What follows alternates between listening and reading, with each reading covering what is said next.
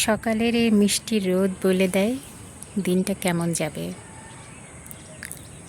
সকালের এই মৃদুবন্ধ হাওয়া বলে দেয় আজকে দিনটি কেমন যাবে। কিন্তু মজার ব্যাপার হলো শেষ পর্যন্ত দিন কেমন যায় সেটা আমি এবং আমার যার সাথে যে থাকে সে বুঝতে পারে। আমরা দু বোন আসলে সেই লেভেলের।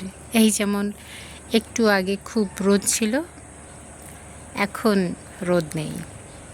আমাদের মনের অবস্থা ওয়েদারের মতো, হঠাৎ খুব ঝলমলিয়ে উঠি আর এটা স্থায়িত্ব পায় 5 থেকে 10 সেকেন্ড, এরপর আবার আমরা ঝিমিয়ে পড়ি। Very interesting. তো যাই হলো, ছাদে এসে বসে রয়েছি আম্মুর কথা মনে করে। আম্মু বলেন সকালের হাওয়া 1000 টাকার দেওয়া। আসলেই তাই। সকালবেলাটা আমার অনেক বেশি ভালো লাগে আমি যখন ছাদে আসি।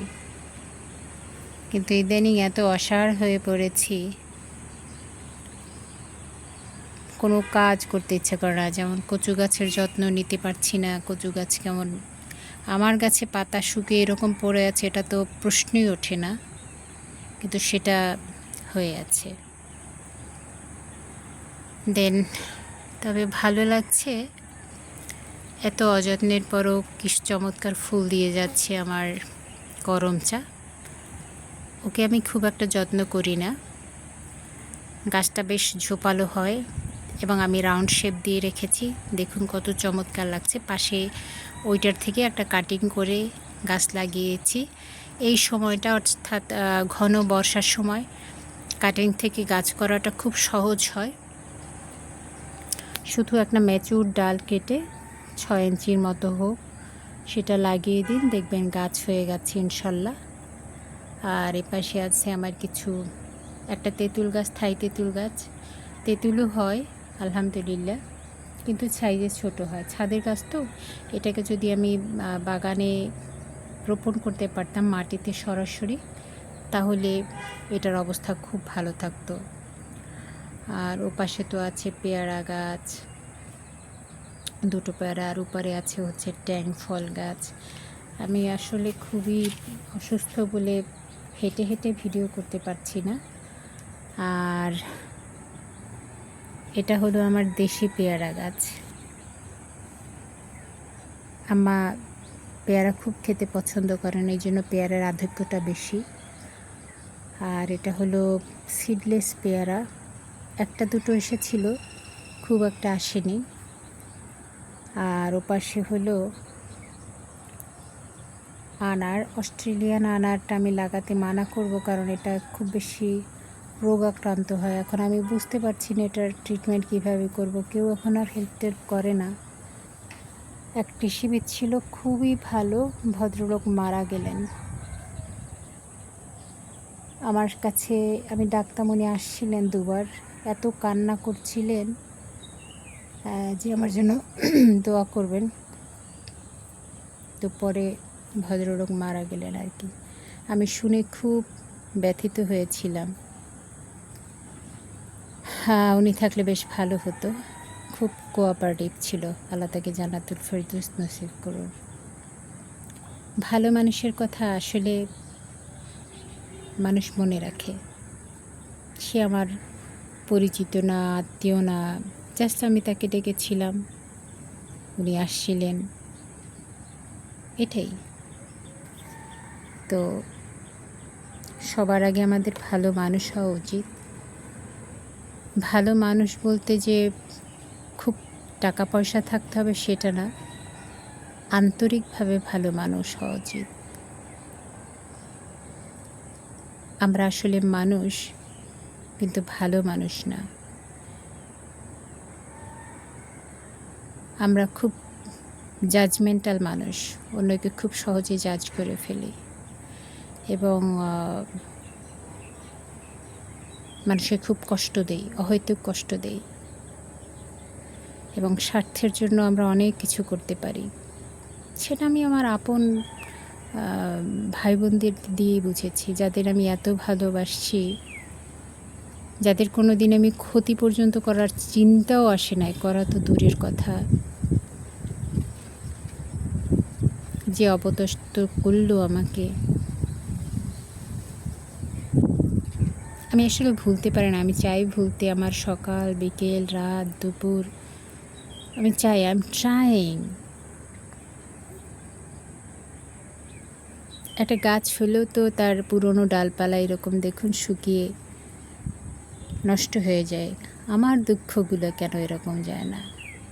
আসলে হয় কি, যারা এই ঘটনাগুলো ঘটায় তারা আবার চোখের সামনে আসে, তো তখন মনটা খুব খারাপ হয়ে যায়। আমি এত কাজ করতে পারতাম, আমি ছাদে এই যে উঠছি না, এতক্ষণে আমার অনেকগুলো কাজ করা হয়ে যেত। আমি প্রতি সপ্তাহে লিকুইড ফার্টিলাইজার দিই গাছে, অথচ এই 1.5 মাস হয়ে গেল, একদিন সম্ভবত দিয়েছিলাম, এরপর আর পারিনি দিতে। গাছের চেহারাগুলো দেখুন কেমন রুগ্ন হয়ে গেছে। তারপর তো আবার চলে যাব 2-1 দিনের মধ্যে এদের ছেড়ে। খুব কষ্ট লাগে, আমি যখন এদের ছেড়ে যাই, এদের জন্যই মূলত আমি আবার ব্যাক করি, খুবই কষ্ট লাগে। তো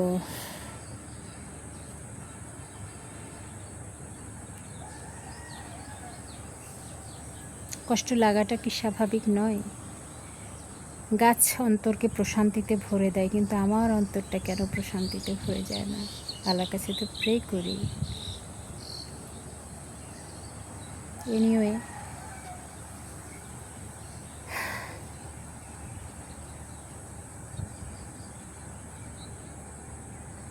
সময়টা আসলে খুব খারাপ যাচ্ছে, এটা একটা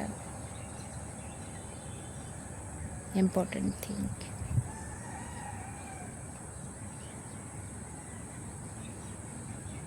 আমি আর সে আগের মতো নেই। কিছু গোলাপ ফুটেছে, এই বর্ষায় নর্মালি গোলাপ ফোটে না, খুবই অযত্ন অবহেলায় তারা ফুটছে, খুবই অযত্ন অবহেলায়। আমি জানি না পরবর্তীতে এসে এদেরকে আমি পাবো কিনা। আল্লাহর কাছে প্রে করি যে আল্লাহ যেন আমাকে একটু ধৈর্য ধারণ করার তৌফিক দান করেন।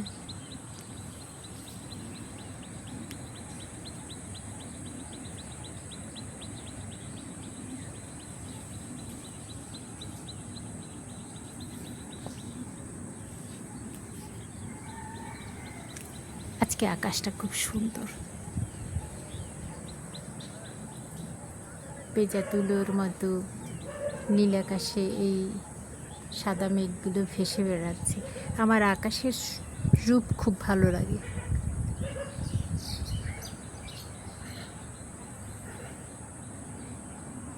আমার একটা আপেল গাছ ছিল, তো আপেল গাছের দৃশ্যটা আমি ঠিক এইরকম নিতাম, এত ভালো লাগতো। আপেল গাছটা মরে গেছে। আসলে এরকমটাই হয়।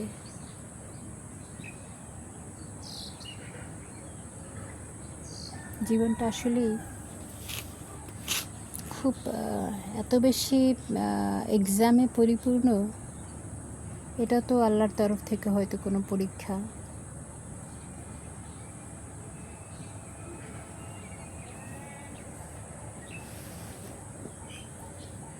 ওই যে সূর্যি মামা উকি দিচ্ছে।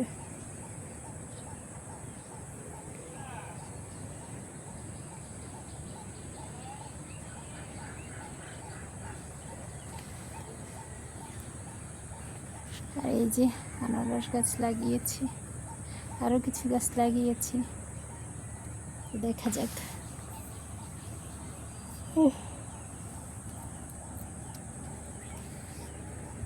তো আজকে পর্যন্তই।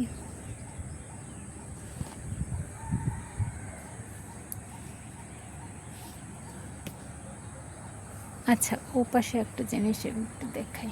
এই যে এই গাছটা খুব ভালো, ছাদে একটা সফেদা গাছ লাগাবেন, অবশ্যই লাগাবেন, এবং এটা আপনাকে দারুণ ফল দেবে। এবং সফেদা গাছের পোকামাকড় কম, অল্প যত্নে সে খুব ভালো হয়। খাবারটা মোটামুটি দিয়ে দিতে পারলে রোজ রোজ একে নিয়ে ঝামেলায় পড়তে হয় না। এটা একটা ভালো জিনিস। তো আজকে এ পর্যন্তই, এখন রাখি, দেখি শরীরে নাড়াচাড়া দিতে পারি কিনা। আল্লাহ হাফেজ।